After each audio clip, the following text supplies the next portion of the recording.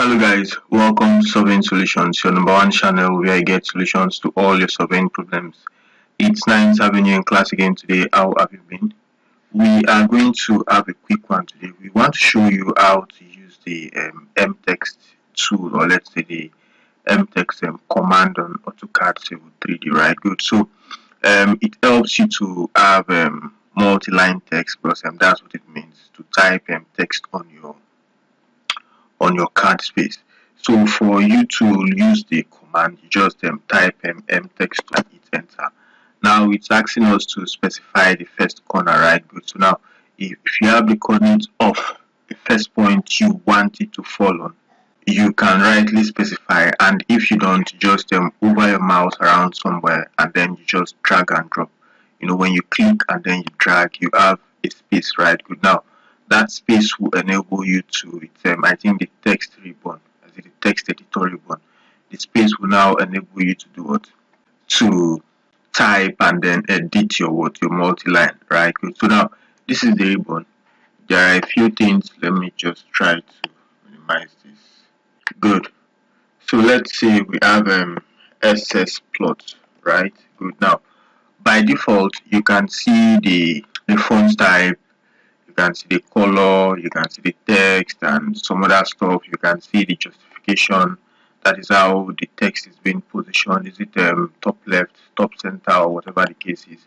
You can see the paragraphing, right? Good. If it's towards the left or maybe middle or right or whatever the case is, right? Good. So, and by the default font we have here, let's say you don't like it and then you've already typed, you can just select it, then you can highlight it, then you come down to the font.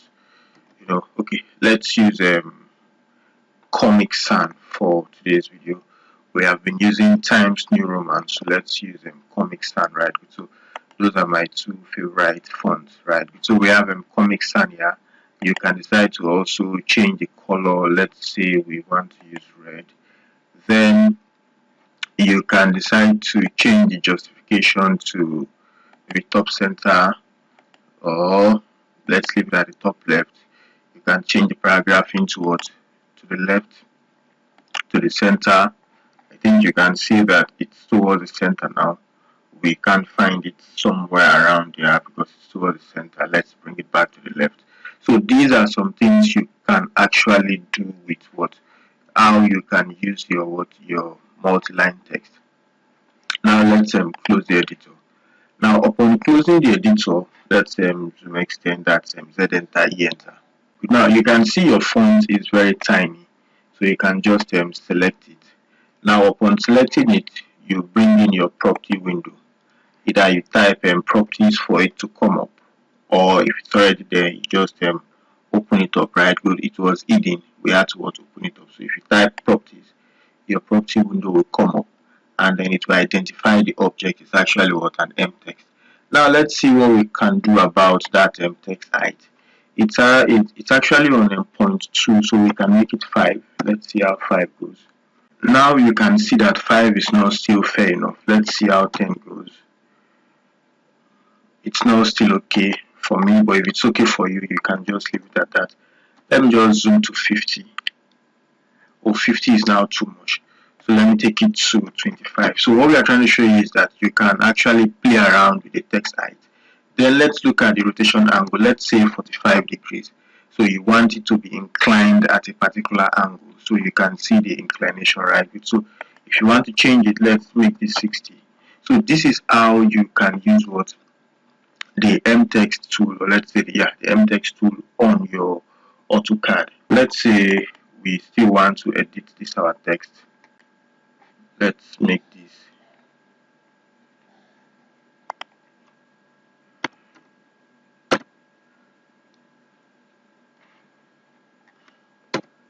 Let's open that up.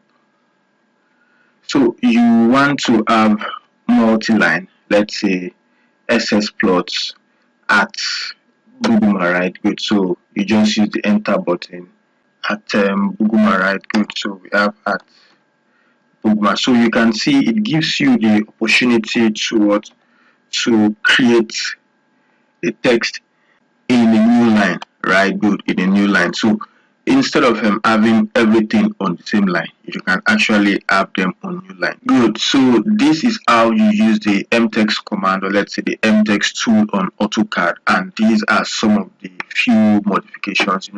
You can keep editing them to suit your taste, and when you're done with your editing, you can just close the editor so that you would see your text edited and then effected on your workspace. You can increase the size, decrease the size, maybe change the angle, and do some other stuff. So this is actually a brief one, quite short and precise, right? Good. So thanks for coming to class. We hope to see you on our next video. Until then, keep staying safe and have a very good time. Bye.